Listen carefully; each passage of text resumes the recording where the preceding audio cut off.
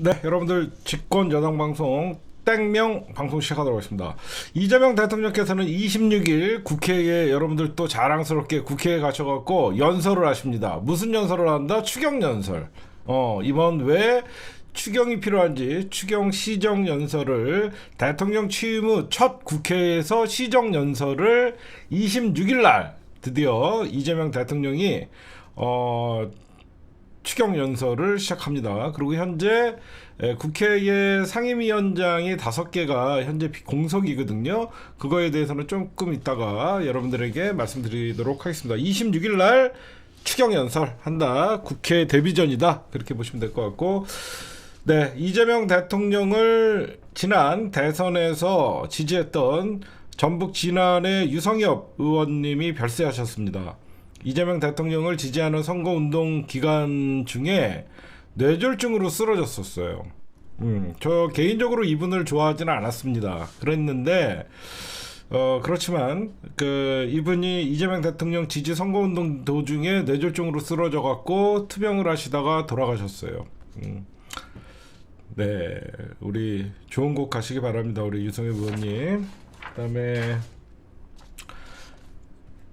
네, 오늘부터 여러분들 이재명 대통령이 직접 답한다. 국민 사서함이 드디어 열립니다. 그래서 또 여기에 뭐 이상한 거 올리고 그런 거 아니에요. 국민 사서함이라 그래갖고 우리 옆집 아저씨가 밤마다 소리를 질러서 잠을 못 자겠어 이런 거 올리면 안 돼요. 국민 사서함은 어떤 거를 올리는 거냐면 경제 분야, 민생 분야, 사회, 정치, 외교, 안보 이런 것들에 대해서 경제 부분 뭐 자영업자인데 이런 것 좀 개선해 주세요. 민생 요즘 먹고 살기 너무 힘든데 뭐 비탄감이나 뭐 아니면 뭐 민생지원금 확대 좀 해주세요. 아니면 사회 분야에서는 요즘 사회적으로 너무너무 뭐 밤길이 무섭습니다. 조폭들이 너무 많습니다.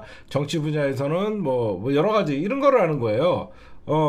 위층이 너무 밤마다 쿵쿵 울려요. 뭐 이런 거 해갖고 이거를 좀 해결해 주세요. 이런 거 하는 거 아니에요. 알겠죠? 그다음에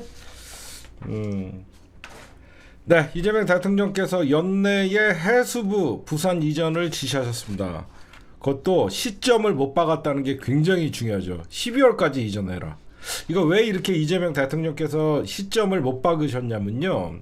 해양수산부에서 지금 보고를 했는데 이거 이재명 대통령의 공약이잖아요. 해수부 이전 2029년까지 옮기겠다 이런 보고서가 올라온 거예요. 2029년 너무 웃기죠. 2029년은 뭐죠? 총선 끝난 다음에 옮기겠다는 거예요. 해수부 새끼들이. 그러니까 이재명 대통령이 내 공약이다. 올해 안에 옮겨라. 그렇게 했는데 해수부가 왜 2029년이다 2029년을 얘기를 했냐면 뭐 해수부 이전을 위해서는 땅을 매입하고 건물을 지어야 되고 뭐 시간이 뭐 건축 시간이 좀 걸린다 이렇게 했더니 이재명 대통령이 왜 건물 짓지 말아라 그냥 빌려서 들어가라. 해수부가 국정기획위원회에 2029년까지 옮긴다고 했는데 새로운 건물을 짓지 말고 공간을 임대하는 방식으로 이전 시기를 앞당겨라. 무섭지 않아요? 이거 뭐야? 이런 얘기는 제가 해드릴게요. 이재명 대통령이 그러니까 올해까지 12월 해수부 이전을 얘기한 것은 내년 지방선거의 포석이에요. 누가 봐도 그쵸? 이거는 누가 봐도 내년 지방선거를 포석한 겁니다. 뭐냐? 지금 가만 놔둬도 지금 국힘당이 TK, PK당으로 지금 전락을 했잖아. TK, PK로 전락을 했는데 여기에다 이번 대선에서 40% 이상의 이재명 대통령을 지지한 PK를 이재명 대통령이 내년 지방선거와 함께 PK를 다시 민주당의 근거를 만들기 위해서 TK 즉 국힘당을 가두리 전략입니다. 그냥 TK 정당으로 국힘당을 가둬버리는 거예요. PK만 뺏어오면. 이건 누가 봐도 이재명 대통령이 이 어떤 공약을 이행하면서도 국힘당의 PK 가두리 전략 그렇게 여러분들 보시면 될 것 같습니다. 그 다음에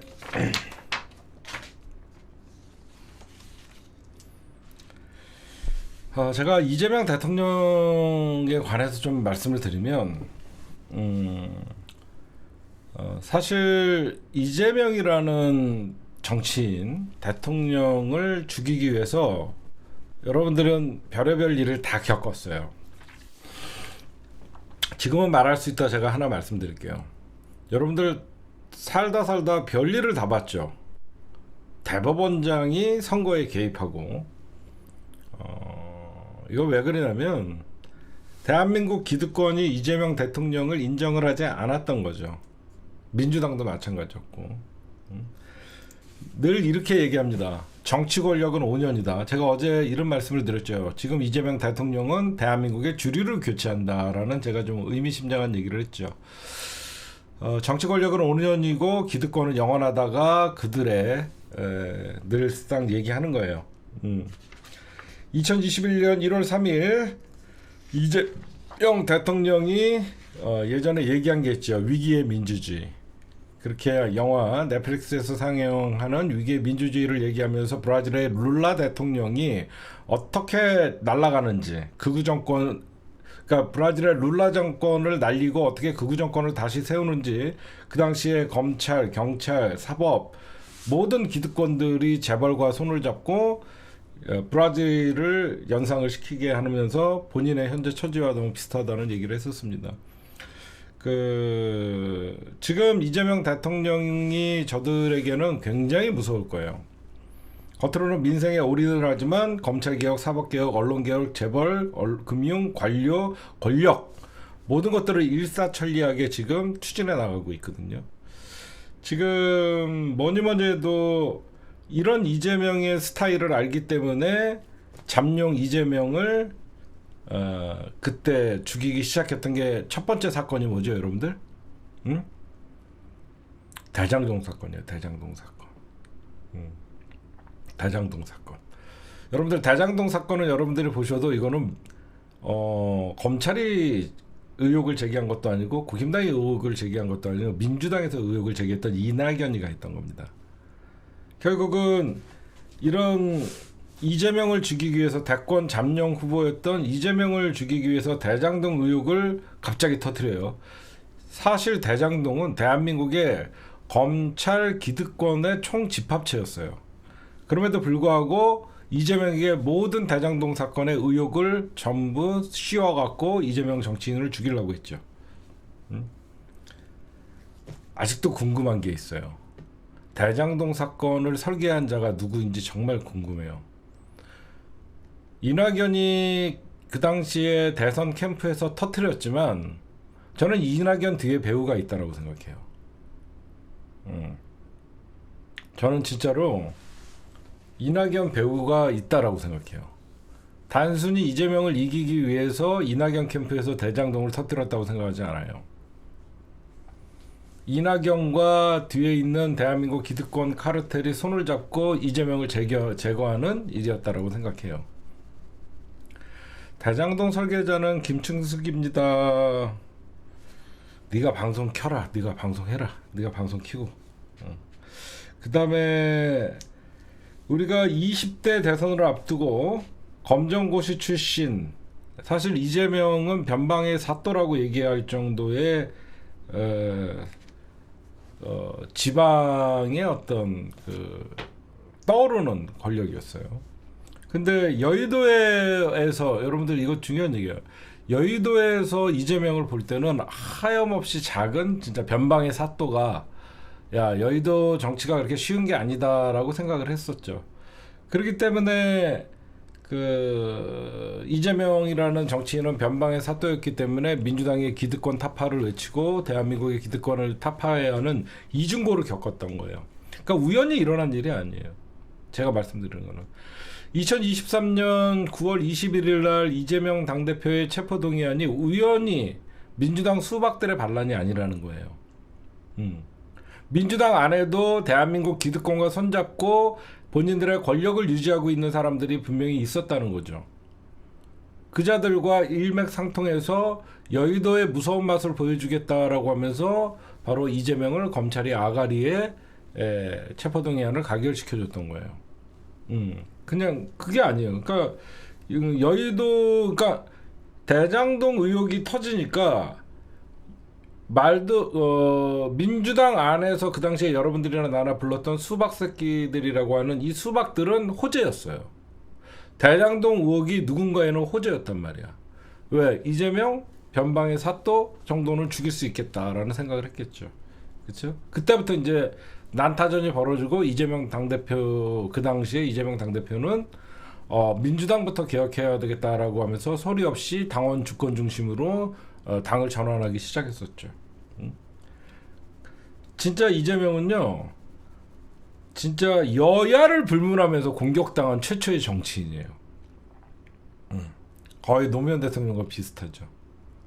저는 그래서 저들이 이재명을 얼마나 무서워하는지 알고 있어요. 이재명은 여러분들 여야를 불문하고 다 당했잖아. 민주당에서도 공격도 당했고. 그래서 전방위로 이제 그 당시에 검찰이 신났죠. 이재명 사냥에 나선 거예요. 조국 사냥에 이어서 이재명 사냥. 그것도 민주당의 어떤 그 응원을 등에 업고, 이재명은 처참하게 그 검찰에 휘두르는 칼을 맞을 수밖에 없었고, 이재명 대통령, 그 당시에 이재명 후보가 윤석열에게 지자마자 그 이후에 이제 처참히 이재명 같은 애는 씨를 말려야 된다라고 하면서 150여 명의 검찰들에게, 그리고 이재명 주변에 있던 측근들을 도륙하기 시작합니다. 조국 장관님은 저리 가라 할 정도의, 사실 이재명이 견뎌온 과정을 보면 검찰 150명이 붙어갖고 이재명 그 당시에 당대표와 주변을 샅샅이 털어갖고 다 도륙을 해요. 그래서 측근들을 다 감옥에 보냅니다. 그러면 뭔가 나오겠지. 정진상, 김용, 이화영 뭐 이런 사람들 다 보내면 뭔가 나오겠지. 죽일 수 있겠지.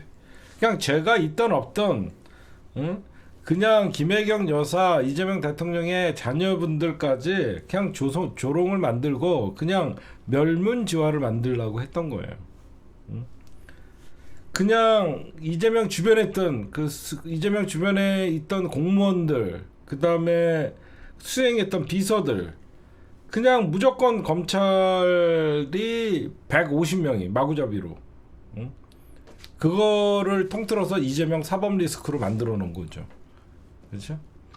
그게 이재명 사법 리스크의 실체예요. 대선 지자마자 이재명 같은, 사실 기득권에 도전하는 자는 가만두지 않겠다 했어요. 마지막으로 이제 결정타를 날린 거죠. 이재명 구속시켜갖고 당대표만 날리면 다시 기득권과 언제든지 대화를 할 수 있는 민주당 지도부가 들어설 줄 알았는데, 어머, 이게 뭐야? 이재명이 살아 돌아왔네? 와, 이제 한동훈이가 법무부 장관 할 때 한동훈은 내세워서 국회까지 가갖고 개소리를 하면서까지 이재명 죽이려고 하고, 민주당과도 짬짬이를 해서 이재명을 죽이려고 그랬는데 유창훈 판사에 의해서 법원에서 살아 돌아왔네? 그 다음에 이제 쟤네들이 그 다음에 한 게 뭐예요? 이제 확실히 이재명을 권력에서 멀어지게 해야 되겠다. 그게 뭐죠? 바로 공직선거법 위반 사건에 대해서 기획을 한 거죠. 공직선거법만이 이재명을 아예 후보로 못 나오게 하면 된다라는 심산이었죠. 그래서 이재명을 공직선거법에 가둬버립니다. 그래서 1심에서 무죄를 받고 2심에서 유죄가 됐는데 갑자기 조희대가 나타나더니 유죄 취지에 파기환송을 해요. 진짜 여러분들 이거 보시면요, 제가 왜 이런 얘기를 하냐면요, 이재명 죽이기 위해서 대한민국에서 우리가 알지 못해도 되는 모든 기득권들이 다 드러난 거예요. 제가 예전에 이런 얘기 했죠. 전쟁을 할 때 가장 어려운 싸움이 뭐냐면 상대가 누군지 모를 때. 여태까지 김대중, 노무현, 문재인 정부를 거치면서 우리가 검찰개혁, 언론개혁, 사법개혁, 그리고 기득권 카르텔, 그 다음에 재벌개혁, 이런 어떤 관료개혁, 이런 것들이 다 실패했던 게 뭐예요? 진짜 최종 보스가 누군지 몰랐던 거거든. 그치? 우리가 진짜 여러분들 보시면요, 최종 보스가 누군지 몰랐어요.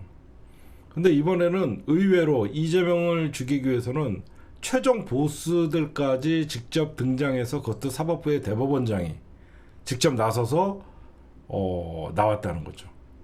응? 저는 이재명 대통령이 지금 여러분들 대통령 하는 모습을 보면서 되게 마음 뿌듯하고 좋죠. 근데 한편으로는 야, 이재명은 뭐 여러분들이 말씀하시는 것 같이 불사조이기도 하고 천운을 타고 나오고, 왜 그러냐면 이재명을 죽이려고 진짜 실질적으로 물리적으로 죽이려고도 했었고, 여러분 사실 지난 2024년 12월 3일 날 윤석열의 계엄령은 사실 여러분들 이재명을 죽이기 위한 거였잖아요. 방첩사에서 이재명 체포해갖고 뭐 하겠습니까? 고문해갖고 죽이는 거 아니에요. 그쵸? 저 단순히 윤석열의 계엄령, 불법 계엄령이라고 그래갖고 우리가 떠들 게 아니라 야당 정치인들, 이재명 이런 당대표 잡아가서 뭐 하겠습니까? 다 죽이려고 했던 거예요. 응? 근데 살아났잖아. 응? 우리가 여러분들 이번에 보면서 어때요? 대한민국의 민주당에 우리가 수박이라고 얘기했던 사람들은 옷만 파란색이었고, 정말 우리가 잘 봤던 거예요. 옷만 파란색이었고, 대한민국 기득권들과 적당히 타협을 하고 적당히 거리를 유지하면서 본인들은 대통령을 이기면 집권 여당, 대통령을 지면 그냥 야당, 제1야당 이런 식으로 살던 직업 정치인들이었고, 검찰과 사법 권력의 민낯을 똑똑히 봤죠.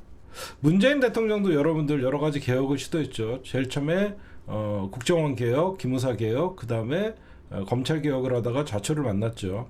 그 여러분들 순진해서 그런 거예요. 문재인 대통령의 검찰 개혁 실패는 누가 봐도 기득권이라는 실체를 우리가 그때 대상을 몰랐던 거예요. 검찰은 검찰과 사법부와의 이런 사법 카르텔을 알았다 그러면 절대 윤석열에게 적폐청산을 맡기지 않았겠죠. 지금 여러분들 제가 이재명 대통령은 또다시 당하지 않는다라고 얘기하는 게, 절대 적폐청산은 민주당이 직접 해야 되는 거예요. 그렇죠? 민주당이 직접 해야 되는데, 문재인 대통령 때는 우리가 진짜 실수한 게 정의로운 검찰이 있는 줄 알았던 거예요.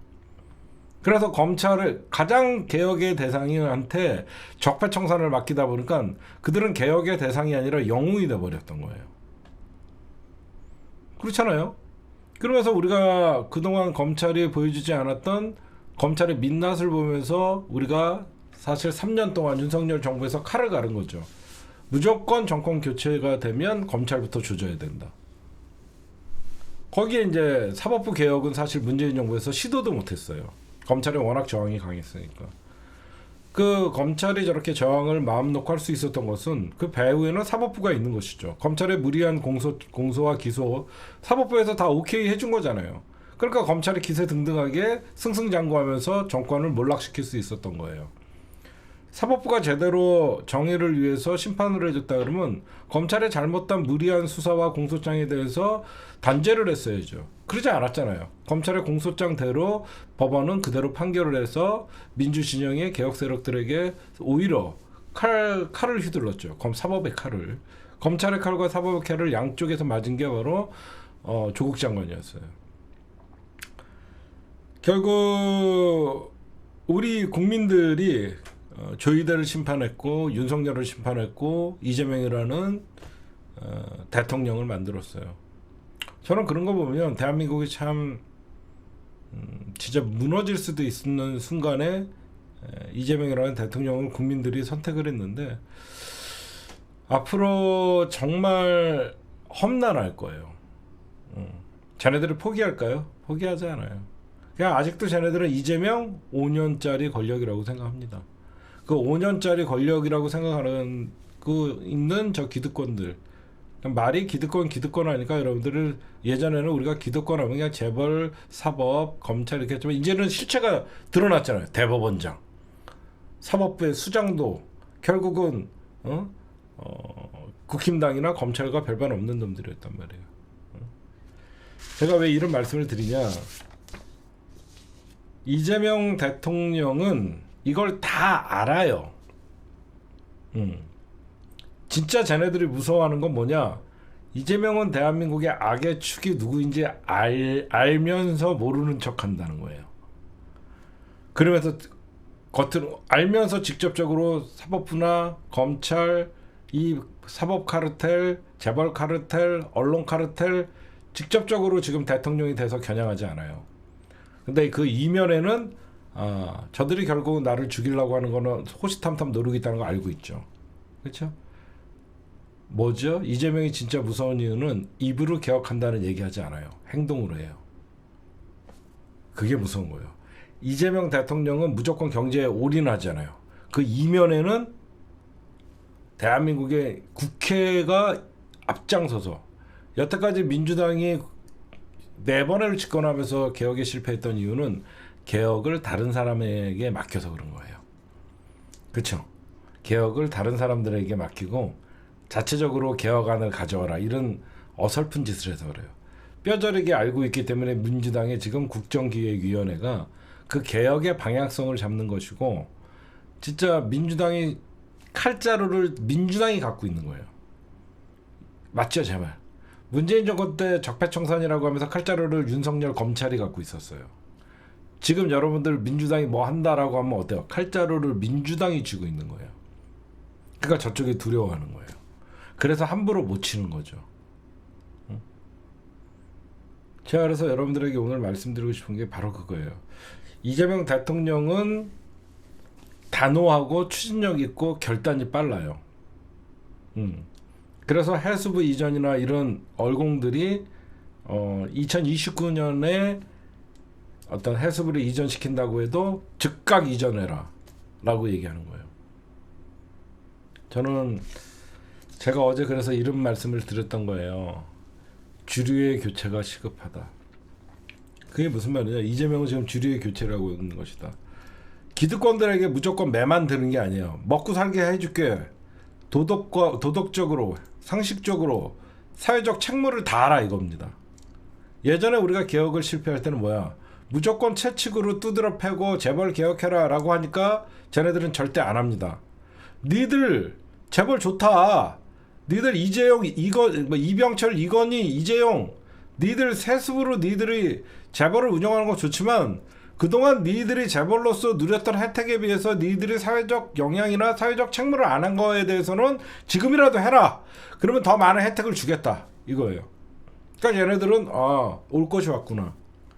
어차피 이거 했어야 돼. 올 것이 왔구나. 그러니까 더 이상 저항하지 않는 거예요. 예전에 어땠어요? 무조건 재벌 지분 뺏고 재벌 개혁해라 그래갖고 뭐 이런 식으로 전문 경영인을 돌아. 걔네들은 안 하죠. 그래서 제가 이런 말씀을 드리는 게 지금 민주당 전당대회를 앞두고 벌써부터 이거는 과열될 수밖에 없어요. 저는 정청래 박찬대 둘 다 혼내주고 싶어요. 이 시기에 둘이 그렇게 나와갖고 민주당 전당대회에서 무슨 선의의 경쟁 없어요. 권력은 선의의 경쟁이 있을 수가 없는 거예요. 말장난이에요. 진짜로 이재명을 위한다면 둘 중에 한 명만 나오고 둘이 교통정리를 했어야 돼요. 진짜로. 권력이 무슨 선의의 경쟁이 있습니까? 그럼 말장난이에요. 지금 이재명 정부 가장 중요한 시기 때 이거 여러분들 전당대회 끝나면 어떻게 되는지 아십니까? 의원들은 의원들대로 쪼개지고요. 당원들과 지지자들은 지지자들대로 쪼개져요. 진짜로. 집권 초반부터 당대표 1년짜리를 놓고 유력한 찐명 2명이 붙으면 어떻게 될까? 저들이 가장 좋아하는 구도예요. 갈라치기 가장 좋아하게끔. 갈라치기 가장 좋아하게끔 민주당 단일 대우가 무너지는 거예요. 저는 그래갖고 저번에 둘 다 아쉽다라고 얘기한 거예요. 뭐하러 그러냐 1년짜리. 형님 먼저 하십시오. 또는 아우 먼저 하십시오. 이러면 끝날 거를. 안 그래요? 박찬대는 정청래한테 형님 먼저 하십시오 1년. 아니야. 지금은 안정적인 게 필요해. 찬대 자네가 하지. 이런 식으로 그냥 그렇게 한 번 하면 될 거를. 뭘 그걸 갖고 정치가 선의 경쟁이 어디 있습니까? 응? 지금은 대통령 중심으로 가야지. 응? 그래서 저 이때다시하고 갈라치기 새끼들 여러분들 신나서 하잖아. 여러분들 평상시 같으면 저는 정청래를 지지한다고 얘기하겠죠. 안 해요 난. 박찬대 정청래 둘 다 미워요. 둘 다 미워요 저는. 박찬대가 형인데 면소리 그 인터넷 박찬대 몇 년생인지나 좀 검색을 하고 와서 그 씹으려라 거기. 응? 응? 여러분들 진짜 나는 정말 그거는 아니라고 생각해요. 나는 진짜 이거는 난 지금은 대통령 중심으로 돼야 되지. 아니 분열이 아니라 이를 어차피 갈라져요. 어차피 갈라져요. 에휴, 한심해서 그런 거예요. 박찬대가 6, 7년생인가 그래요. 그 다음에 그래서 제가 말씀드리고 싶은 것은 지금 대통령 중심으로 모여야 되는데 하여튼 그게 아쉽다라는 얘기예요. 그 다음에 얘기할게요.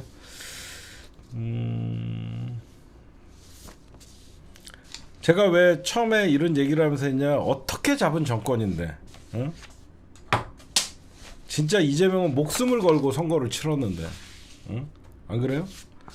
진짜 목숨을 걸고 선거를 치렀는데 너무 아쉽다. 그런 생각을 합니다. 1년짜리 당대표 선거 갖고 이렇게 싸우는 자체가 저는 마음에 안 들어요. 그 다음에 아니 누구를 잘했고 잘못했고 라고 얘기하는 게 아니에요. 둘 다 욕먹어야 돼. 둘 다. 난 둘 다 둘 다 욕하는 거예요. 둘 다. 지금 서로 당답해야겠다고 지금 그럴 상황이냐 이거죠. 박찬대가 정청래한테 형이라 그래요. 그래서 잠깐만 김건희 얘기 좀 합시다. 김건희 석박사를 숙대에서 석사를 이제 취소를 했어요. 너무 정권 눈치 보기 쪽팔리지 않습니까? 여태까지 김건희 석사 논문에 대해서 검증을 못하다가 정권 교체하니까 20일 만에 20일 만에 논문 표절이 늦은 게 아니죠. 정권 눈치 보다가 이지랄 떤 거죠. 이런 것들이 전부 여러분들 대한민국 기득권들이에요. 그리고 저는 이재명 정부에서 꼭 해냈으면 좋겠는 게 뭐야? 관료개혁이야. 관료개혁. 전 진짜 저번에도 잠깐 말씀드렸는데 진짜 관료개혁해야 돼요. 대한민국이 관료 집단들 그 관료개혁의 신호탄이 뭐죠? 관료개혁의 신호탄이 여러분들 기재부를 찢은 거예요. 관료개혁의 신호탄이 기재부를 찢은 거예요. 그래서 저는 공무원 좀 평가제 이런 걸 만들어서 어공, 늘공 이런 말들을 좀 없애야 된다고 생각해요. 능력 없는 공무원들 퇴출시켜야 돼요. 안 그래요? 왜 공무원들은 철밥그릇 이런 소리 들어야 됩니까? 그러니까 얘네들이 자기는 어차피 철밥그릇이니까 윗사람한테만 잘 보이면 된다는 생각에 복지부동을 하고 권력에 따라서 바뀌는 거거든요. 이 관료개혁의 시작은 저는 공무원 정년 보장을 없애야 된다고 생각해요. 관료 개혁의 시작은 공무원에 대한 정년 보장을 없애야 된다고 생각해요. 이것들 어차피 자기는 62살까지 뭐 버티면 되니까 지 윗사람 입맛에 맞는 짓거리를 하는 거거든요. 나중에 다 책임 물리고 그거에 대해서 전부 늘공들 성과 나오지 않고 그러면 저는 좀 잘라야 된다라고 생각해요. 응? 진짜로. 아니 일 잘하는 사람은 매년 나이가 65세라도 일 잘하고 똑바른 사람들은 계속 일 시키는 거고, 나는 그런 공무원이 가장 치열한 경쟁 구도가 있어야 된다고 생각해요. 그렇지 않아요? 공무원들이 오히려 가장 치열한 경쟁 구도가 돼야만 누가 더 열심히 일하고 누가 국민에게 더 봉사를 하고 누가 더 그런 게 나오지. 그냥 나이까지 늘공 이렇게 만들어 놨더니 국민들의 세금 갖고 하는 놈들이 가장 제대로 된 일을 하지 않아요. 저는 그래서 이 관료들 개혁도 이재명 대통령이 제일 잘 알아요. 행정가 출신이 제일 잘하는 게 공무원의 태만이에요. 그래서 이재명 대통령이 딱 대통령 되는 순간 공무원들은 죽었다 싶을 겁니다. 진짜로. 아이고 4년 잠자코 있다가 이제야 김건희 학위 취소라 그러면서 하는 숙대도 쪽팔린 것이고, 석사 논문이 폐기되면 박사도 취소다 이런 국민대도 쪽팔린 것이고, 저는 여러분들 여기서 우리가 한 발짝 더 나가야 돼요. 단순히 우리가 김건희 석사 취소, 박사 취소, 그냥 이제 학사다 이렇게 끝내면 안 됩니다. 얘 그동안 석사 박사로 수많은 혜택을 입고 수많은 강의를 하고 수많은 이력서를 내고, 이건 뭐죠? 다 범죄행위예요. 범죄행위. 그렇죠? 김건희는 범죄행위예요 이게. 생각해봐요. 그냥 단순히 우리가 박사 취소, 석사 취소했던 게 아니라 얘는 그동안 가짜 논문으로 석사를 받아갖고 자기 스펙을 쌓고 그 석사 스펙 갖고 박사까지도 받은 거 아니에요. 그 가짜 석사 박사 갖고 얼마나 얘가 대한민국에서 박사인 척하고 석사인 척하면서 얼마나 자기가 그 혜택을 보고 이득을 받습니까? 이게 범죄를 저지른 거예요. 범죄자예요. 우리는 끝까지 석사 취소됐다 박사 취소됐다가 아니라 김건희에게 책임을 물어야 돼요. 여태까지 김건희가 어디 뭐 코바나 컨텐츠 뭐 대표입니다. 뭐 김건희 씨는 뭐 어디 그 숙대에 뭐 석사 과정을 거치고 어디 박사입니다. 이렇게 다 소개했을 거 아니야. 그러니까 그 사람한테 강연이 들어오고 뭐 했겠지. 물론 그거 아니라도 뭐 윤석열 부인입니다. 윤석열 뭐 깔따구입니다. 뭐 이러면 왔겠지. 양재택 깔따구였다가 지금은 현직 중앙지검의 깔따구입니다. 뭐 이러면 왔겠지. 범죄지. 응? 그런 걸 물어야지. 응? 그 다음에 오늘 여러분들 보면 윤석열 여러분들 체포영장 청구했죠. 응? 윤석열 체포영장 딱 청구하면서 내란 특검이 이런 얘기를 해요. 끌려다니지 않겠다. 윤석열이 조사 불응한 유일한 사람이다. 특별조사실 불필요하다. 일단 영장 청구는 특수공무집행 방해 혐의 1차 체포영장 집행과 관련해서 다중의 위력을 행사해서 공무를 방해했다는 취지고요. 비화폰 삭제 지시 관련 부분도 포함됐다고 합니다. 비화폰 삭제 관련된 내용도 특수공무집행 방해 혐의에 포함이 되냐라고 물어봤더니 이거는 직권남용이다라고 해서, 사실 특수공무집행 방해와 직권남용이 합쳐져서 지금 이번에 영장 청구가 됐고, 윤석열 변호인단 측이 깜짝 놀랐죠. 야씨 뭐 이렇게 빨리 오지? 해서 얘네들이 지금 하는 짓이 뭐냐? 아니다. 우리는 경찰 조사 어차피 특검에서 조사 받으려고 했다. 왜 특검은 한 번도 우리를 부르지 않고 바로 영장 청구를 하냐?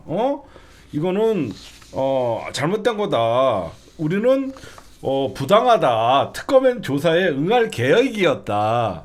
아니 특검 조사에 응할 계획이었으면 구속돼서 응하면 돼요.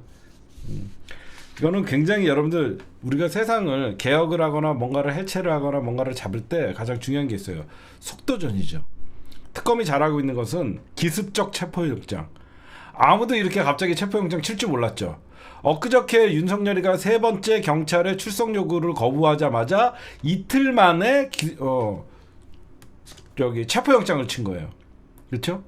뭐든지 속도전이에요. 기습적으로 체포영장 치니까 당한 거예요. 그러면서 특검이 출석 요구 소환 통지 한 차례도 없었다. 그랬더니 특검이 윤석열은 조사에 불응한 유일한 사람. 또 여러분들 흥미로운 거 얘기해 줄까요? 특검팀 외환죄 법리 검토도 본격 착수를 했대요. 외환죄도 본격적으로 법리 검토에 착수하겠다 했다. 저는 이거는 뭐 당연한 거였고, 그다음에 김영현이는 여러분들 지금 김영현이가 저 보석 안 합니다라고 하면서 보석 취소를 신청을 했더니 그 김영현의 보석 신청을 기각을 해버렸어요. 그랬더니 이제 대법원에 재항고를 했거든요. 그러면 김영현이는 25일이 가장 중요하죠. 25일 날 이번에 그 직권남용으로 그 영장을 지금 직권남용 맞죠?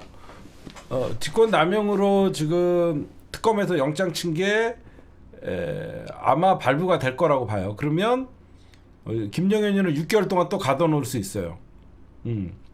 김영현이는 또 6개월 동안 가둬놓을 수 있는 것이고, 제가 예의주시하는 건 뭐냐면 여기서 김건희예요. 왜 그러냐면 김건희도 지금 여러분들 2번의 소환에 불응을 했거든요. 한 사건에 대해서는 3번. 제가 보면 둘 다 지금 김건희 검찰 조사 또 거부했어요. 김건희도 지금 2번의 검찰 조사를 피했기 때문에 안 나왔기 때문에 김건희도 조만간 체포영장이 떨어질 가능성이 많아요.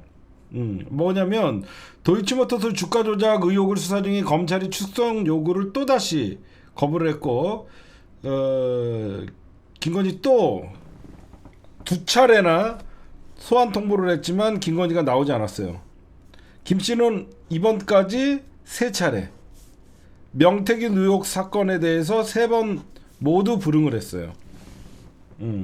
그리고 도이치모터스 주가 조작 사건은 2번. 무슨 말씀인지 아시겠죠? 명태균 전담팀에 3번 불응을 했고 도이치모터스는 2번. 그럼 김건희도 조만간 체포영장을 칠 거예요. 근데 여기서 뭐가 웃기냐면 사실 여러분들 지병은 윤석열이가 있어요. 지병은 윤석열이가, 윤석열은 통풍에, 윤석열은 당뇨에, 윤석열이가 사실 지병이 있거든요. 지병은 윤석열이 있는데 입원은 김건희가예요. 웃기죠? 김건희야 지병이라고 하면 그 밤에 돌아다니는 그 목류병? 목류병 정도 있을 거야. 이상하게 이냐는 밤마다 나가고 밤마다 돌아다니는 그런 게 있어요. 밤에 잠을 안 자. 낮에 쳐자다가 김건희는 지병이 뭐가 있어 지가. 희한하게 얘는 밤마다 돌아다니다가 편의점 앞에서 개기다가 이명수한테 걸리고.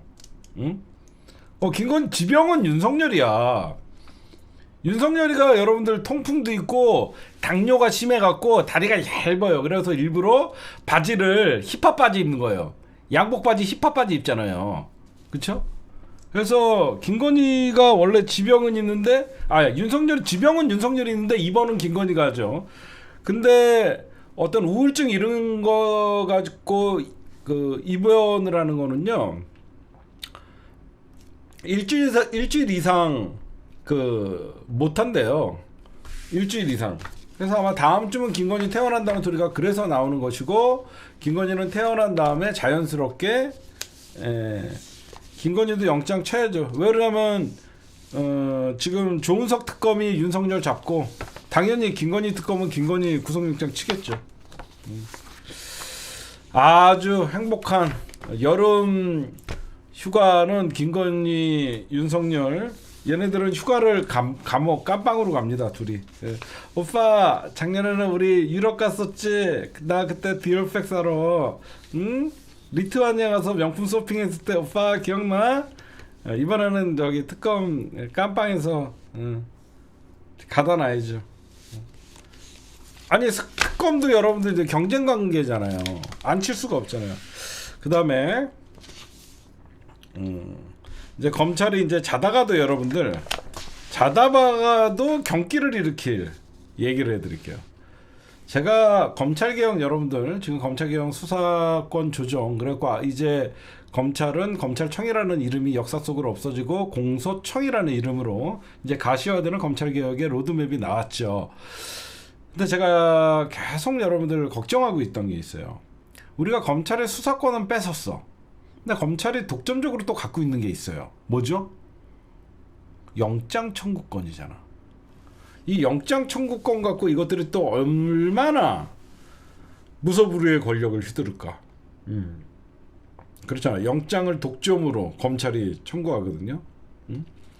근데 이거를 이제 민주당의 국정기획위원회에서 경찰청이 국정기획위원회에 경찰 영장검사제도 이게 뭐냐면 경찰에 소속돼 있지만 경찰 안에도 변호사의 자격증을 갖고 있는 사람들이 있어요.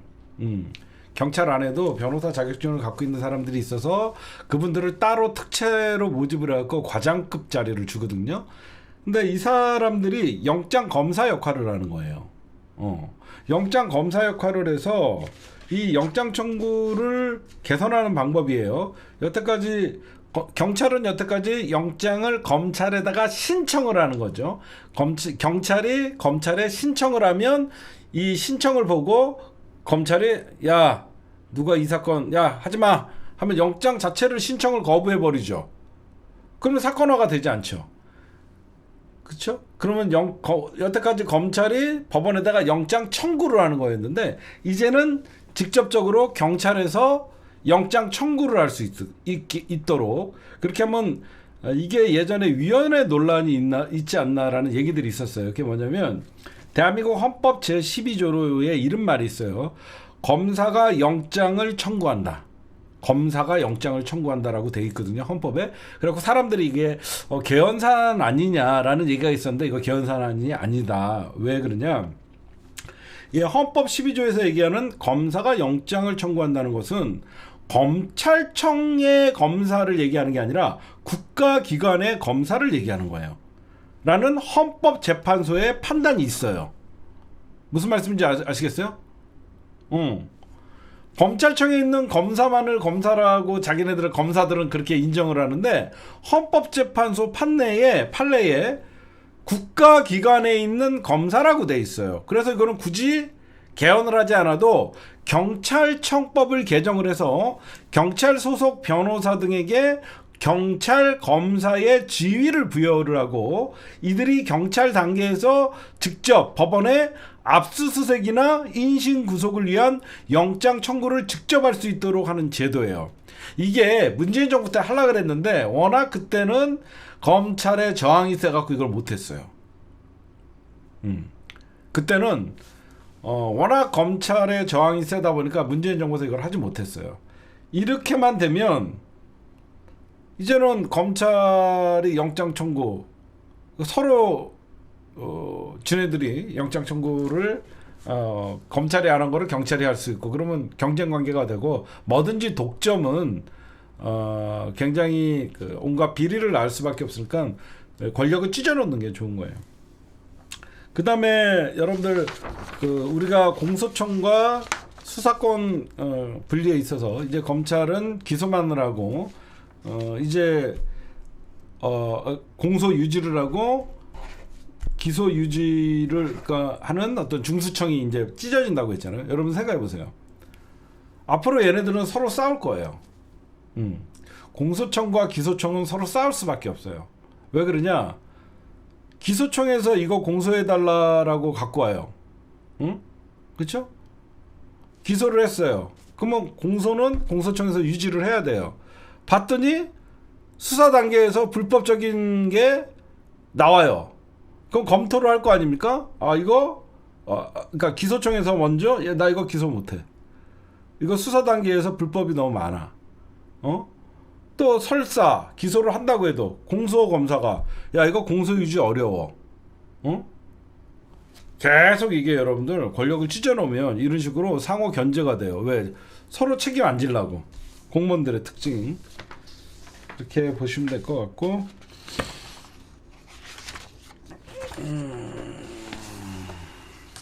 네, 방금 어떤 분이 말씀하셨는데 국정기획위원회에서 공수처의 권한과 기능을 확대를 본격적으로 검토한다고 합니다.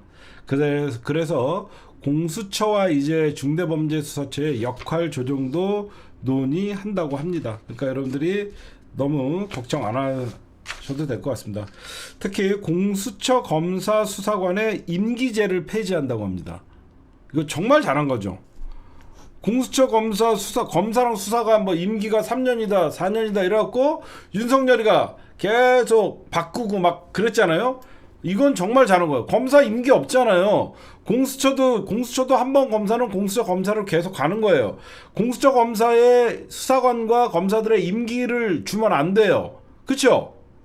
얼마든지 정권이 윤석열이가 4년 되면 딴 사람으로 바꾸고, 그래서 공수처 검사와 수사관의 임기제를 폐지를 하고 그 다음에 적격심사제를 도입을 하고 검찰 대비 파격적 대우, 우수 인력을 확보해야 한다. 이게 무슨 말이냐면, 야 똑같은 검사라도 검찰청에 있는 검사들이 더 대우받고 더 끝발이 있다라고 하면 사람들이 검찰청으로 가려고 그러지 왜 대우도 못 받고 찬밥 신세인 공수처로 가려고 하겠어요.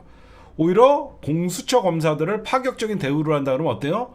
우수 인력들이 공수처에 지원하겠죠. 그쵸? 우수 인력, 아니 여기가 더 좋아. 근무 환경도 좋고 모든 게 여기가 좋아. 그럼 여기에 우수한 사람들이 더 올라고 하겠죠. 지금 공수처 개혁 방안들이 나오고 있고요. 그 다음에 한 가지, 다만 저희가 우려하는 게 뭐냐면 공수처와 중대범죄수사처의 어떤 사건에 중첩되는 거 있죠. 그래서 중복될 수 있기 때문에 입법 과정에서 권한과 범위를 명확히 해줘야 돼요. 늘 민주당이 어떤 법안을 하면 그 권한과 범위가 명확하지가 않아갖고 맨날 권한쟁이 심판 가고 막 그러잖아요. 그래서 중대범죄수사처는 어디까지, 공수처는 어디까지, 이거를 확실히 구분을 좀 줘야지 이 사건은 우리 사건이 아니다 이렇게 된다라고 생각하고, 그리고 제가 하나 우려되는 게, 이렇게 검찰의 권력을 산산조각내고 찢는 거는 좋은데 경찰에 대한 견제 장치도 잘 만들어라. 지금 제가 경찰 그리고 검찰 이렇게 조사도 받고 막 이렇게 해봤더니 능력 없는 경찰들 너무 많아요. 야, 얘 어떻게 이거 경찰하고 앉아 있냐? 정말 딱 경찰 조사 물어보는 거 이런 거 보면 참 한심한 애들 많아요. 경찰들의 능력을 스스로들이 좀 배양을 해야 된다. 경찰 조사하는 거 보면 정말 무능한 경찰들 많아요. 경찰들도 스스로 그렇게 해야 되고,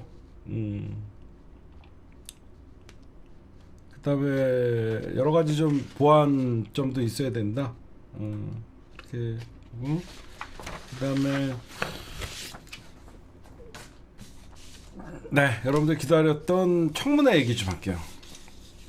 먼저 여러분들에게 오늘 청문회 보면서 뭐 복장 터지신 분들도 많고 열 받으신 분들도 많고 아마 다양한 어떤 느낌을 받으셨을 거예요.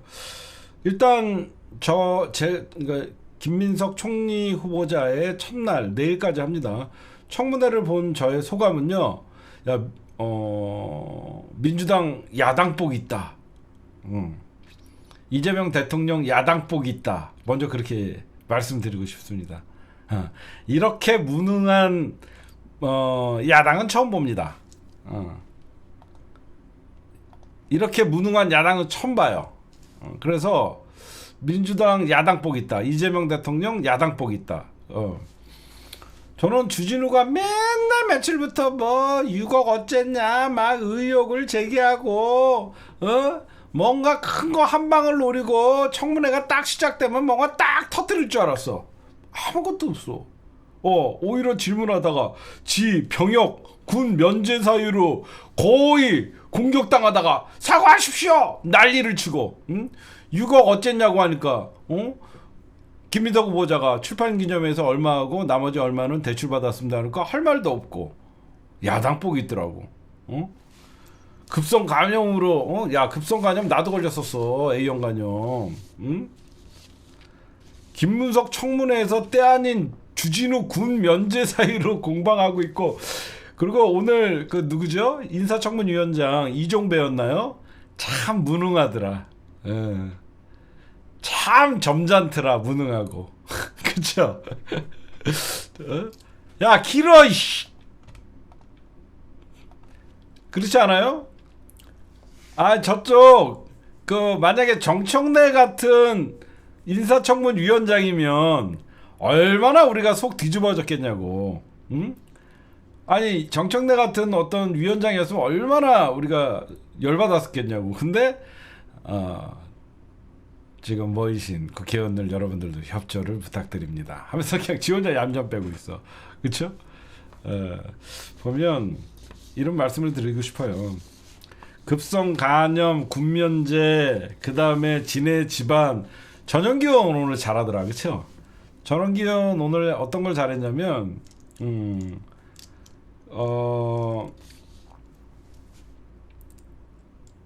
저걸 얘기하더라고. 일반 정치인들은 출판 기념회를 본인을 아이 미친 새끼 진짜.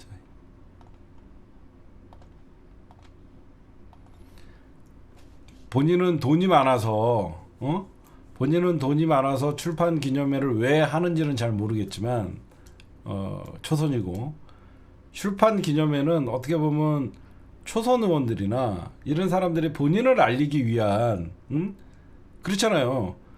국회의원이 아닌 사람이 국회의원에 도전할 때 출판 기념회를 통해서 나 이런 사람이요라는 어떻게 보면 변방에 있는 사람들이 정치 데뷔하는데 역할을 하는 건데 그걸 무조건 돈으로 보냐 이거죠. 그렇죠? 그리고 제가 하나 말씀드릴까요? 주진우 너 그렇게 자신 있으면 출판 기념회 전수조사 해볼까? 응? 출판 기념회 전수조사 한번 해볼까?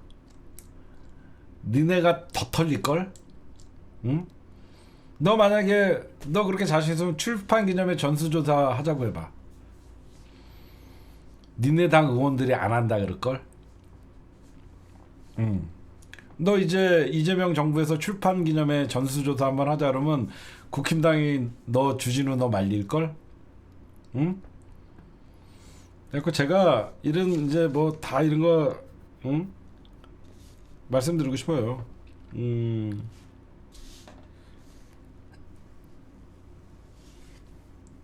결국은 여러분들 의혹만 제시했지 규명을 못했잖아요. 그렇죠? 청문회에서 뭔가 스모킹건으로 터트려갖고 김민석이가 실제로 녹취가 나온다던가 실제로 김민석이가 불법 정치자금을 받았다 뭐 이런 것들이 터져야 되는데 의혹만 제기했지 실체를 규명 못한 거면 더 이상 국힘당은 김민석 후보자에게 사퇴를 요구하면 안 되죠. 의혹 갖고 낙마시킵니까? 규명을 해야죠. 그렇잖아요. 이거는 절대 할 필요도 없고 저는 오늘 쟤네들 자폭 많이 하더라고요.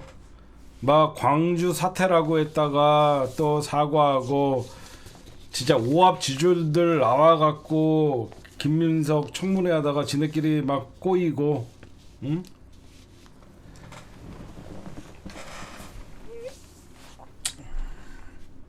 누구는 긴급 간염? 급성 간염? 이재명 대통령과 김민석 총리는요. 이재명 대통령은 6급 장애예요. 팔이. 그래서 병역을 면제받은 거예요. 김민석은 민주화 운동으로 3년간 복역을 했어요. 너 같은 검찰 딸랑이 새끼들이 모르죠.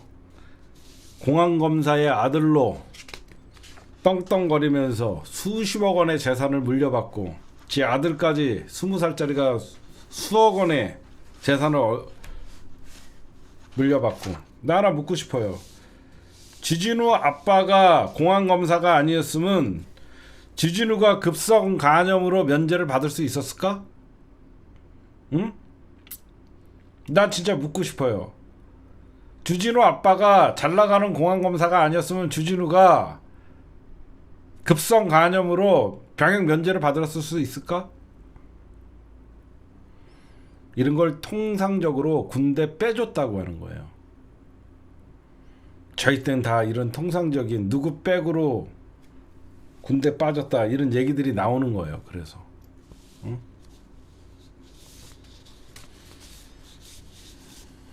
모르죠 이런 놈들은.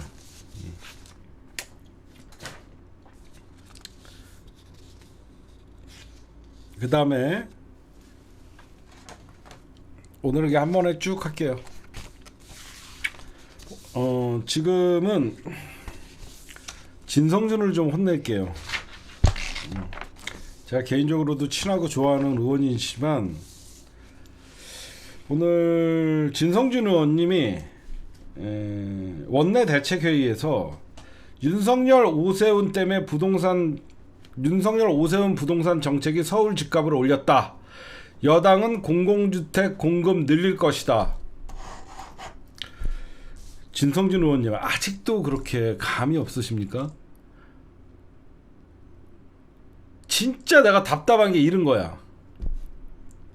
서민들이 공공주택 늘리는 거 원하는 것 같아요? 아니야. 왜 이렇게 눈치가 없어? 서울 집값 올렸다고 맨날 민주당은 공공주택 늘려준다? 서민들 안 좋아해요. 응?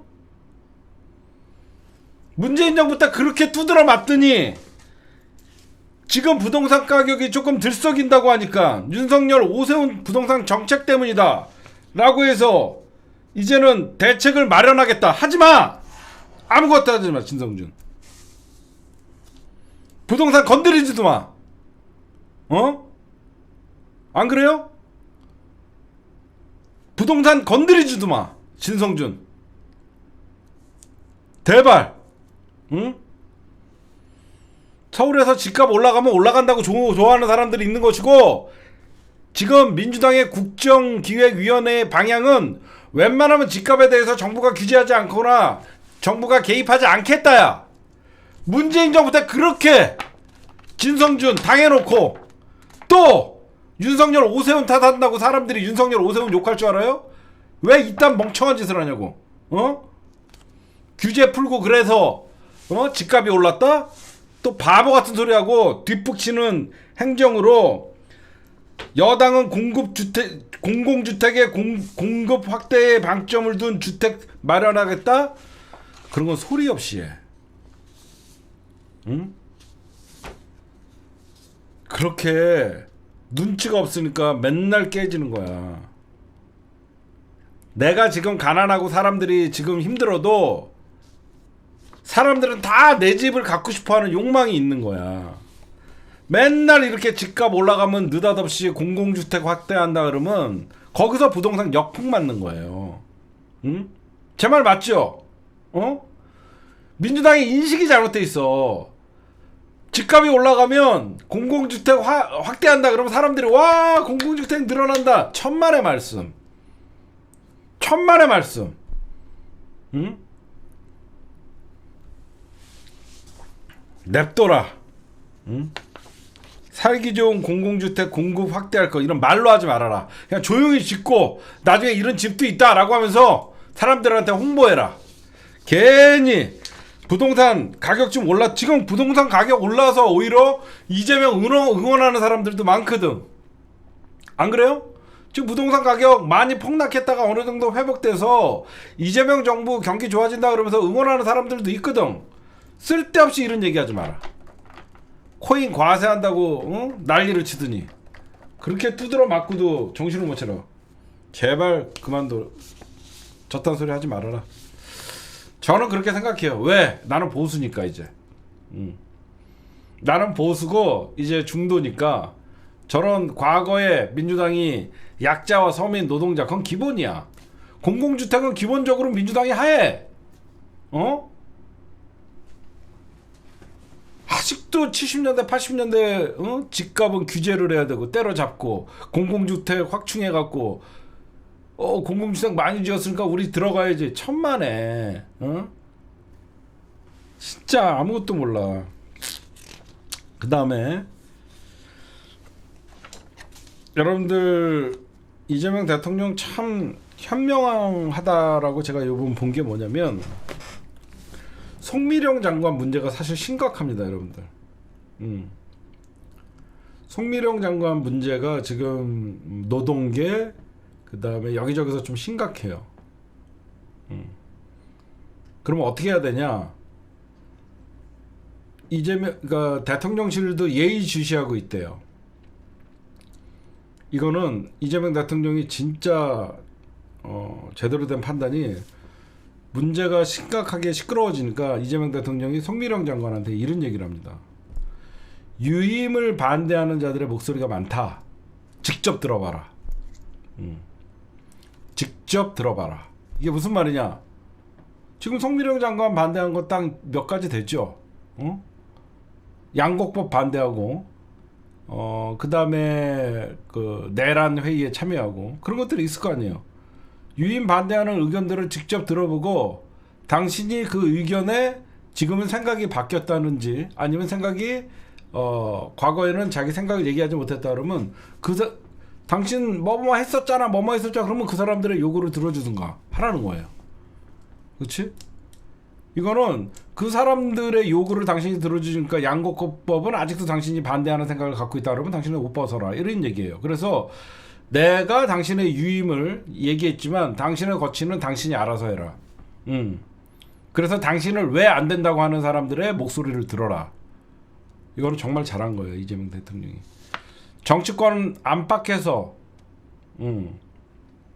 왜 당신을 반대하는지 해봐라. 이거는 이재명 대통령이 잘 처리하신 것 같고, 그 다음에 요거 좀 할게요. 그 다음에 그에 반해서 민주노총 출신 장관 후보자, 저는 이분에게 바라는 게 있어요. 정말 파격적인 인사죠. 민주노총 위원장 출신의 현직 기관사가 노동부 장관이 됐습니다. 저는 노동부 장관이 큰 일을 막 하려고 하지 않았으면 좋겠어요. 그게 무슨 말이냐면 여태까지 여러분들 대한민국의 노동부 장관은 87년 이후에도 그 박정희 정부나 전두환 정부 때도 이전에도 늘 어떤 사람들이 했냐면 군 출신이 하거나 뭐 검사 출신 이런 사람들이 있어. 정치인들이 있죠.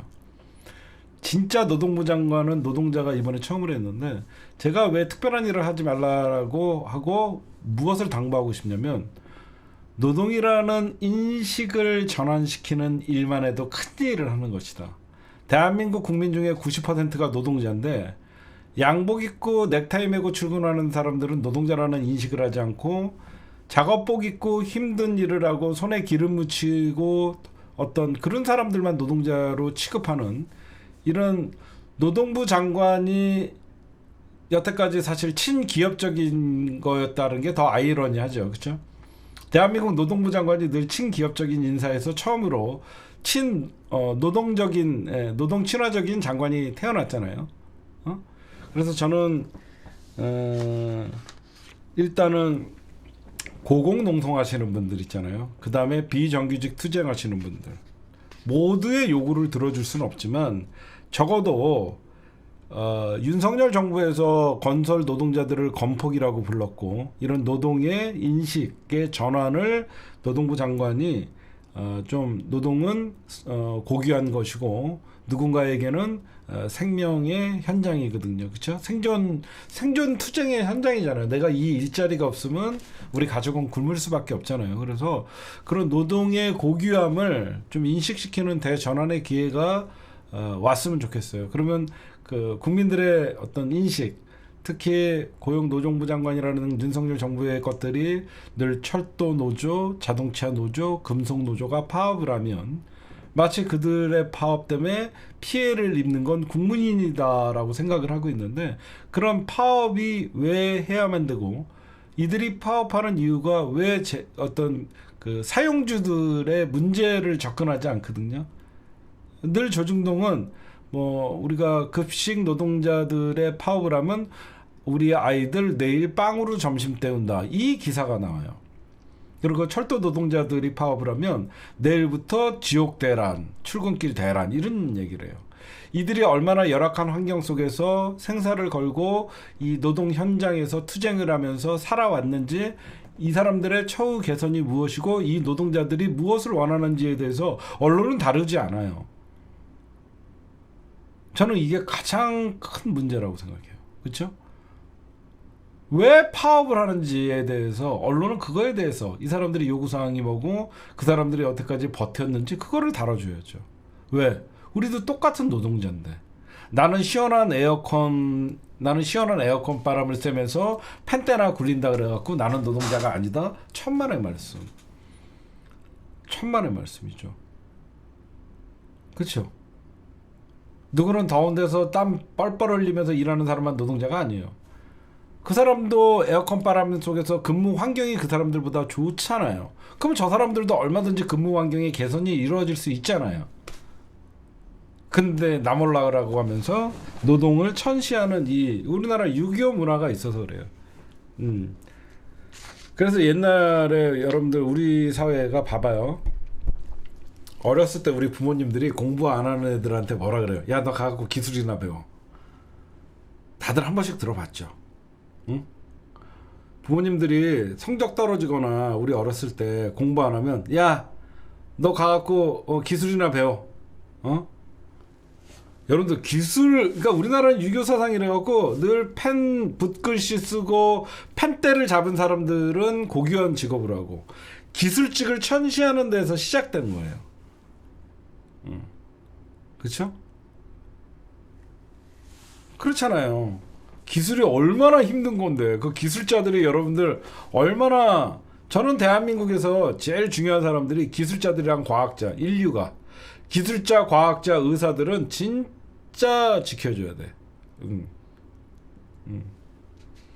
우리나라가 이 노동 천시 현상, 그렇죠? 이 노동 천시 현상, 40보다 더 힘든 게 여러분들 기술사야.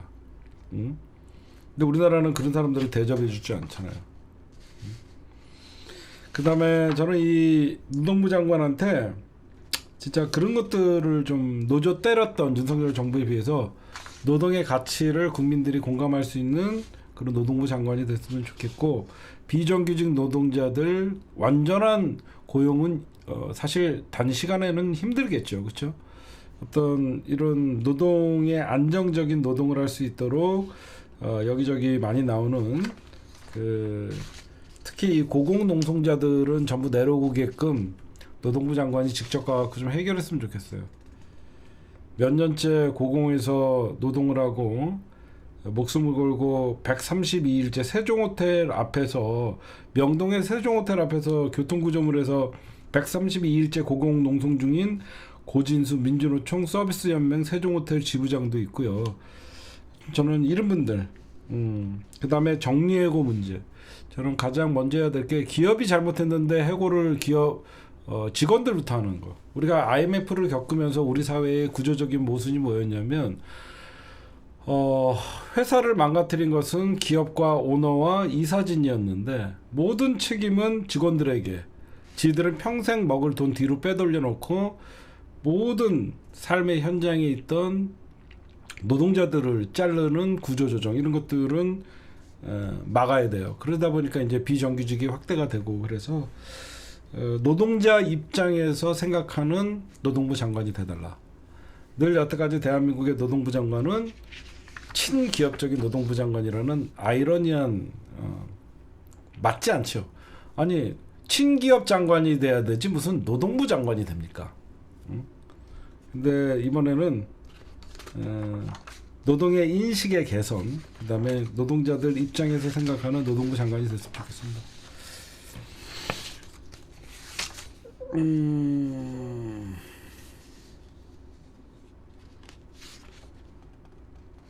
그다음에 뭐랄까요?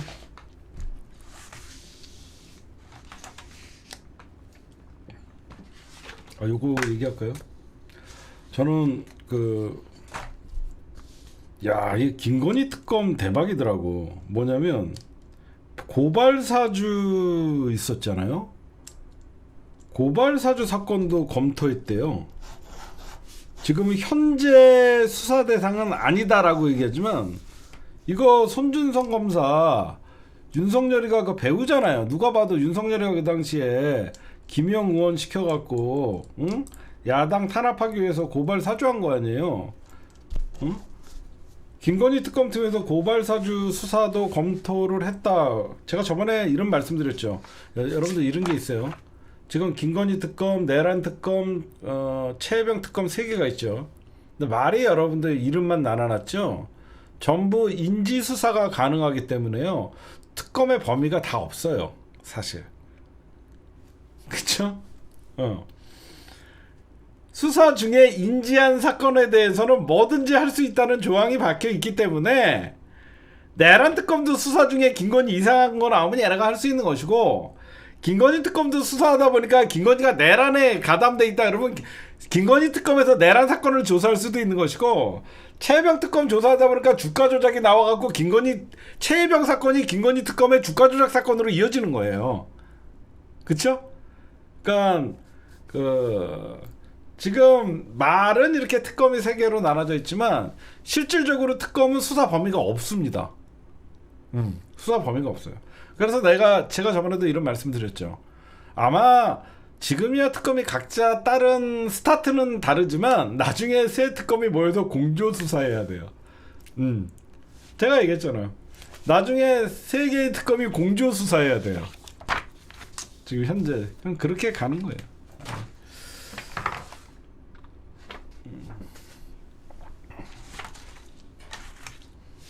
특검을 통일하네요, 진짜. 그 다음에 홍준표가 또 국힘당을 향해서 보수 망친 주범은 윤석열과 한동훈 국힘 중진들이다. 중진들이 두 용병보다 더 나쁜 놈들이다. 이런 얘기를 합니다. 하와이에서 귀국한 홍 전 시장이 페이스북을 통해서 자기들의 경쟁력이 없으니까 외부 인사니까 니들 때문에 나 2번이나 대선 물 마셨다라고 얘기하는 거고, 계속 용병의 조아린 중진들 국힘당 해산해야 된다, 이렇게 악담을 퍼붓는 것이죠. 결국은 뭐죠? 이제 친윤은 패족이니까 새롭게 계속 이제 뭔가 이번 전당대회 그리고 내년 지방선거 이후에는 TK 당으로 전락되고 나머지 이게 신당 창당의 저는 메시지라고 보거든요, 사실.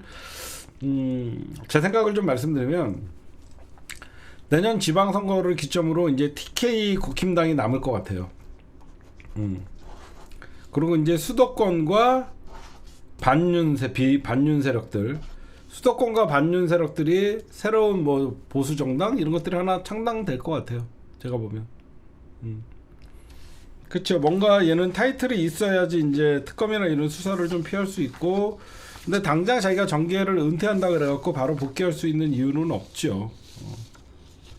지금 윤석열과 한동훈은 동시에 때린다는 것은 기존에 있던 중진들이랑 정치 권영세, 권난동, 친윤 속가내자라는 운동을 펼치고 있는 것 같아요, 제가 보니까 지금.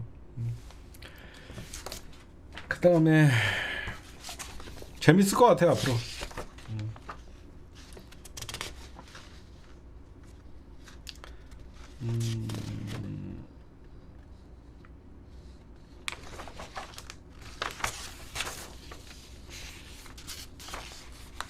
검찰 얘기하면 뭐 끝도 없는데,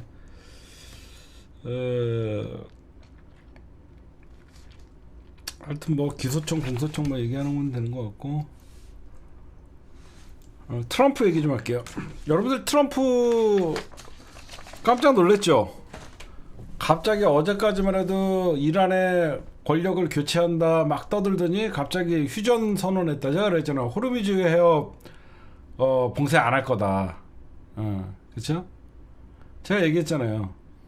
이란이 호르무즈 해협을 봉쇄하기는 힘들 것이다. 여러분들이 막 방송 도중에 호르무즈 해협 봉쇄했다라고 막 기사들이 났다라고 얘기할 때 이란이 호르무즈 해협을 봉쇄를 하면 이거는 트럼프가 파놓은 함정에 빠진다라고 제가 어제부터 계속 얘기를 했잖아요. 근데 이거는 뭐냐면 트럼프는 이번 폭격으로 얻은 게 많죠. 이제 나토 정상회의를 앞두고 휴전을 이끌어냈다라고 하면서 이제 유럽에게 나토 정상회담에 참여하는 유럽 국가들에게 방위비 분담금 폭탄을 안길 수 있고 트럼프가 옳았다가 되니까 그 다음에 나타냐후 전범에게는 우리가 이번에 이스라엘을 도와줬으니까 다음에 공화당을 지지해달라는 유대인들에게 보는 메시지가 될 수 있고 이제는 전날까지 이란의 정권 교체를 언급했던 트럼프는 어떻게 보면 이제 이란과의 휴전 협정을 체결했다라는 걸로 이스라엘의 공격을 멈추게 해줬다는 명분이 되고, 그렇죠? 그래갖고 이란이 오늘 카타르에 있는 미군 기지를 폭격을 하면서 우리 몇 시에 어디 폭격해요라고 이란이 자세히 알려줬죠. 그랬더니 트럼프가 고맙다 사전에 알려줘서 이건 뭐냐면 이런 건 뭐냐면 물밑에서 외교력이 발휘가 된 거예요. 이런 거는 전쟁을 하더라도 밑에서는 협상을 하거든요. 오만이 중재를 하고 이런 건 트럼프도 왜 그러면 호르무즈 해협을 봉쇄를 하면 미국도 부담이 크거든요. 미국도 부담이 크고 이란도 부담이 크고 전쟁이 장기화되면 미국도 어마어마한 물동량이 날아가니까. 그래서 이란 측에서도 지금 자존심은 세워야 되니까 미국의 공격에 가만히 있을 수는 없으니까 시아파의 수장인 이란이 그래서 미군 기지를 형식적으로 미사일로 공격을 하고 트럼프는 오케이 그 정도는 피해 없어 오케이 이렇게 해주고 이란도 체면 치레를 해주면서 이스라엘과 이란의 전쟁을 종식을 시켰다. 이게 트럼프의 논리예요. 지금. 근데 여러분들 제가 웃긴 거 하나 얘기해 줄까요? 이스라엘이 이번에 저는 이스라엘의 네타냐후는 국제 전범으로 사형시켜야 된다고 봐요. 이 새끼는 진짜 나쁜 놈이에요. 왜 그러냐면 이스라엘이 여러분들 이번에 전쟁을 시작한 것이 9발 정도의 핵탄두를 만들 수 있다. 이란이. 그래서 농축 우라늄을 갖고 있다가 원인이었잖아. 그래서 이스라엘이 먼저 공격을 했거든요. 근데 중동에서 이스라엘의 적대국이 대량 살상 무기를 갖는 것이 절대 허용하지 않는다. 이게 이스라엘의 입장이에요. 근데 이란 입장에서 봅시다. 이란 입장에서 보면 이란은 NPT에도 가입이 돼 있어요. 이란은 국제적으로 핵 확산 금지 조약에도 가입이 돼 있는 나라고 국제 원자력 기구 IAEA에게도 사찰도 받아요. 근데 이스라엘은 핵 확산 금지 조약에도 가입되지 않고 IAEA의 사찰도 받지 않는 이스라엘이 이란의 핵무기를 걱정된다고 하면서 폭격하는 아이러니한 상황이 벌어진 거예요. 웃기죠? 아니 자기네들은 핵무기를 보유하고 있고 NPT에도 가입되어 있지도 않고 IAEA 핵사찰도 받지 않으면서 이란의 우라늄 농축액이 얼마가 있다 없다라고 하면서 폭격하는 게 말이 됩니까? 응? 그리고 이란이 과의 어떤 핵 협상을 파기한 사람이 누구예요? 트럼프도 도라이예요. 오바마가 이란과의 핵 협상을 만들어놨는데 2018년에 이란과의 핵 협상을 미국이 일방적으로 파기한 게 트럼프잖아. 트럼프 지가 핵 협상 파기해놓고 지가 폭격한 거예요. 응? 웃기죠? 안 그래요? 트럼프 지가 이란과의 핵 협상을 파기해놓고 지가 이란의 핵이 확산된다고 지가 폭격을 하고. 응? 아유 진짜 나쁜 놈들이에요. 응? 진짜 이번에 아마 트럼프와 네타냐후가 한 짓은 영원히 역사 속에 전범으로 남을 겁니다. 저는 우리가 아무리 실용주의고 어떤 다자주의고 미국의 일방적인 어떤 그 세계화의 전략에서 자국 우선주의로 바꿨다고 해도 좀 국제사회가 이런 잘못된 거에 대해서는 좀 냉정하게 목소리도 내고 그래야 되는데 워낙 미국이 깡패의 짓을 하니까 전 세계가 그냥 숨지기면서 바라보는 게 너무 웃긴 것 같아요. 민주주의가 가장 발달했다는 미국에서 전 세계적으로 하는 짓 보면 가장 비민주적인 행사를 해요. 그렇지 않습니까? 늘 민주주의가 가장 발달했다는 미국이 전 세계를 향해서 하는 짓거리를 보면 가장 폭력적이고 가장 비민주적인 방법으로 다른 나라의 주권을 침해한다는 것이죠. 저는 그런 미국에 대해서는 저는 반미주의자가 아니지만 미국은 혼나야 된다고 생각해요.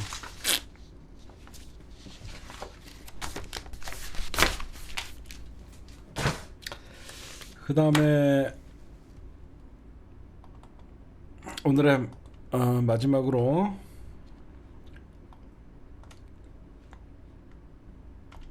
이 사진을 보면서 한마디만 할게요. 네, 이 사진이 오늘 서울도 여의도에서 열린 그러니까 더불어민주당 의원총회에 두 분이 손을 잡고 나란히 참석하고 있는데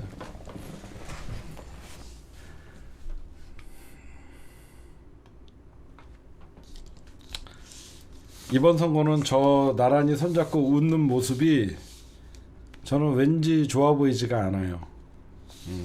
좋아 보이지가 않아요. 아무리 둘이 아닌 척하고 화합인 척해도 이거는 왜 내가 두 분 다 아쉽다고 얘기하냐면 밖에서 갈라치기 하기가 너무 좋아요. 정청래 편들고 나는 정청래가 좋아요. 박찬대 네가 너무 약해 라고 하면서 욕을 할 수 있고 정청래 수박이야 서로 욕할 이런 빌미를 주는 자체가 저는 아쉽습니다. 경쟁을 하더라도 이번은 경쟁을 할 때가 아니에요.